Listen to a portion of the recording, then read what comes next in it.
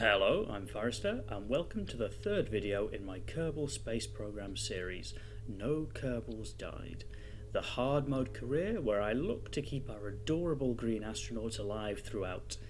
In this third episode, the goal is to achieve a flirtatious encounter with the moon for the purposes of additional scientific research and bringing back some valuable research points, as well as making some valuable cash. The eagle-eyed amongst you will notice from the footage that the first attempt at this mission didn't quite have enough power in it in order to achieve the assigned objectives, so I went back to the VAB and added a little bit more power. But I did think it was worth keeping the footage in so you can see, even in hard mode, you don't get it right first time all the time. Thankfully, no Kerbals were harmed in the first mission. So with these adjustments, 3 seconds to take off. And ignition. So I have two solid rocket boosters here now, giving a lot more power. Actually, those two solid rocket boosters are going to do most of the work at this early stage. The capsule design is fairly straightforward. I have got the actual crew capsule right on the top with some parachutes, then a heat shield and a separator, and then I have the payload, which is science cargo and a science materials bay, and another heat shield. The reason why I've got two heat shields on here is just to have an escape option where I can just detach the capsule command pod safely if needs be. But everything going well so far as we continue to increase in altitude.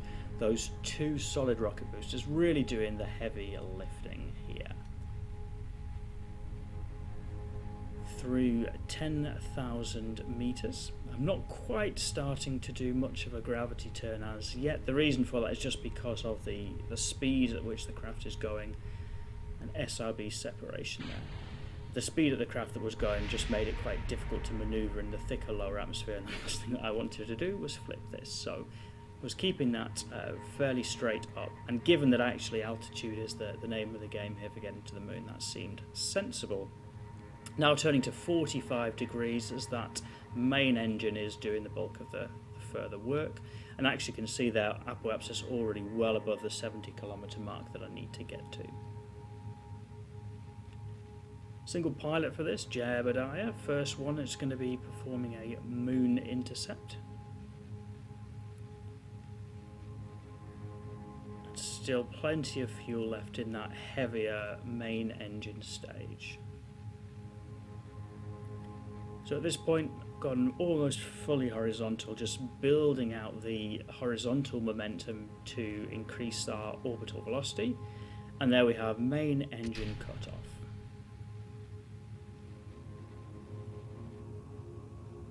So over 2,200 meters a second of delta V in this second stage, more than enough to achieve an intercept.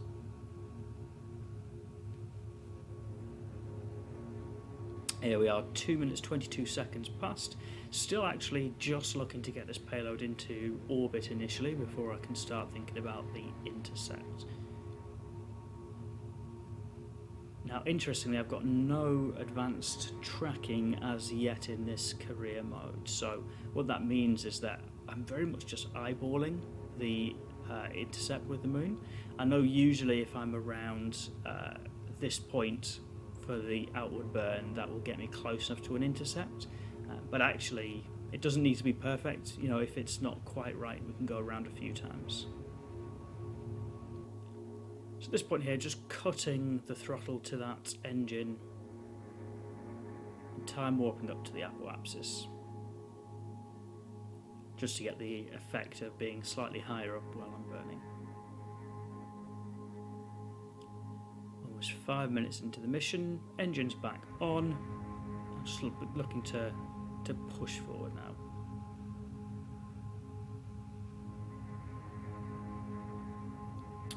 So in this case, this mission is probably slightly different to the direction that the real space race took. So in Kerbal, manned is a lot easier than unmanned in the early stages of a hard mode career, mostly because you need a full comm network in order to run satellites, and actually the earliest module for unmanned, the Stay Putnik, named in a Kerbal way but after the Russian Sputnik, is not the easiest to control.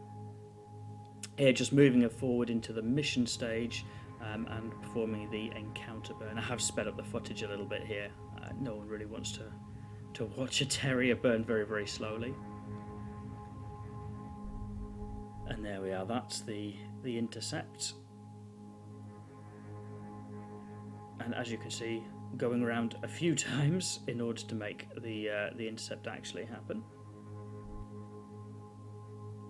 And there we have it. So that's all that the mission is, grabbing the science from here and then hopefully making it home safely. But in Kerbal Space Program, the manned flights in the early stage are actually a lot easier than the unmanned flights, just as I reduce my periapsis here.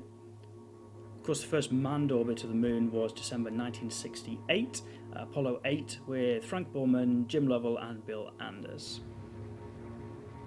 Jebediah in this case taking on a not quite orbital interaction with the moon. So just burning off the final part of my fuel there, then ditching that stage. 10-day mission there, simply because I had to go around a few times before I managed to get that moon interaction. So the capsule used here is probably more similar to a Mercury capsule, which is a one-person capsule. The real Mercury capsule was conical with a cylinder on the end, which also attached the launch escape system, and an ablative heat shield at the bottom. Clearly this one not quite that cylinder on the end, so it's much more conical. At this point into re-entry, just using the heat shield right at the base, which covers the science, just to take the brunt of that re-entry and slow the velocity. Just seeing it there on the map mode and seeing things slow down. I've got a mission here. I've got a couple of contracts that I've taken with me, as well as achieving the flyby of the moon. I've got a mission to test a heat shield and also to test a radial mount drogue chute. So I'm just waiting for the conditions for the drogue chute. Didn't quite make the test the heat shield criteria there.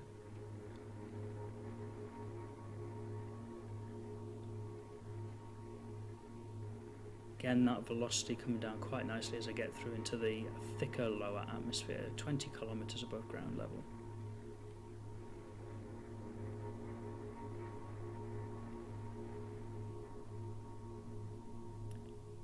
The advantage of bringing the radial drogue chutes across for the contract as well is that they'll give a little bit of extra support to slowing down.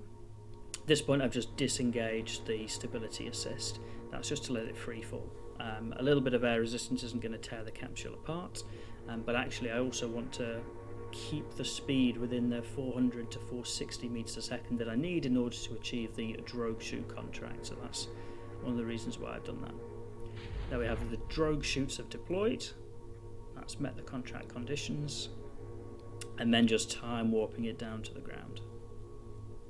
Still have the main chute, which I've prepared for deployment here. Drogue chutes will deploy shortly, followed by the main chute at 1 kilometer in altitude.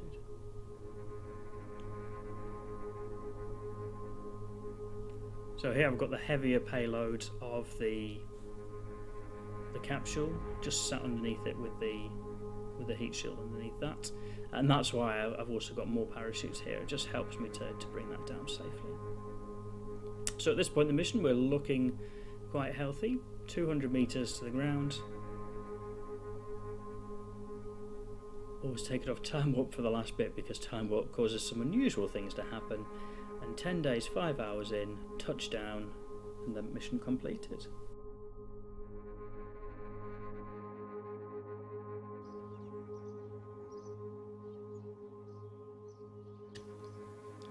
So, in conclusion, a successful mission which has helped me to unlock bigger, heavier rocket engines and upgrade the astronaut complex. So, as the third episode finishes, I hope you found this video enjoyable. Please continue to like, subscribe to the channel if you aren't already, and add your thoughts in the comments. I leave you with the ubiquitous closing remark for every mission in this series: no Kerbals were harmed in the making of this video.